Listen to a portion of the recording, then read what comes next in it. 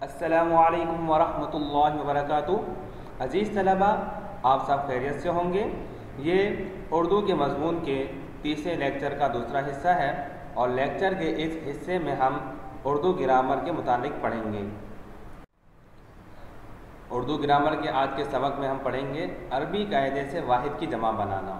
واحد کی جمع کئی طور پر بنتی ہیں اور اس سبق میں ہم عربی قاعدے سے جو واحد سے جمع بناتے ہیں ان کو ذکر کیا گیا ہے۔ واحد ہے امر، جمع امور، افق، آفاق، آفت، آفات، اخبار، اخبارات، علم، اعلام، امیر، امراء، آلہ، آلات، اشتہار، اشتہارات، برکت، برکات، تاجر، تجار۔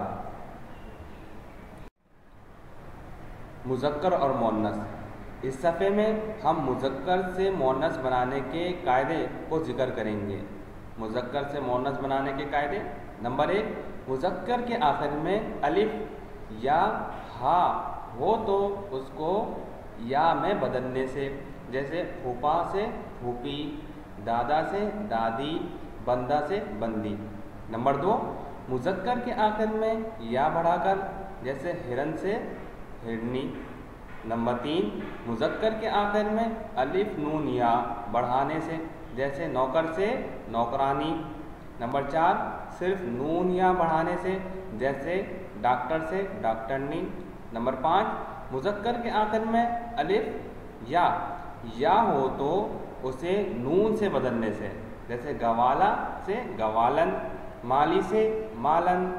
نمبر 6، عربی زبان کے اکثر مذکر اردو میں استعمال ہوتے ہیں۔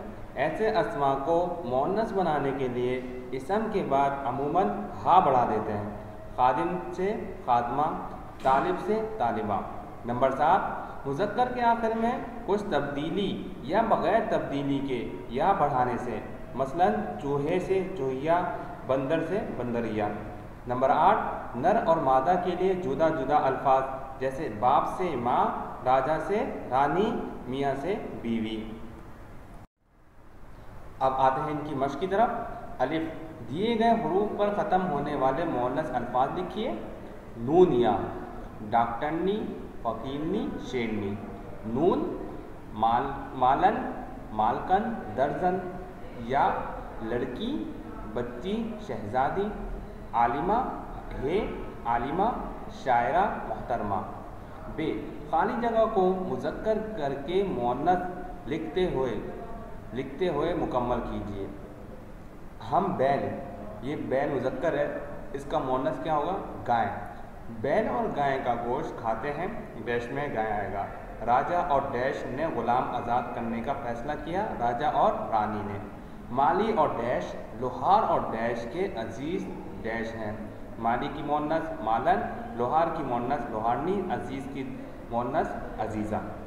نمبر 4، ناگ اور ڈیش نے مرغے اور ڈیش پر حملہ کیا۔ ناگ کی مؤنث ناگن اور مرغے کی مؤنث مرغی۔ امید ہے آپ کو آج کا لیکچر سمجھ میں آیا ہو اور خاص طور پر مذکر مؤنث کے متعلق جو قواعد پڑھائے گئے آپ ان کو اپنی کاپی میں بھی لکھیں، بلکہ تمام کام تو لکھیں گے، مذکر اور مؤنث کے قواعد خاص طور پر لکھیں اور ان کو یاد کرنے کی کوشش کریں۔ السلام علیکم ورحمۃ اللہ وبرکاتہ۔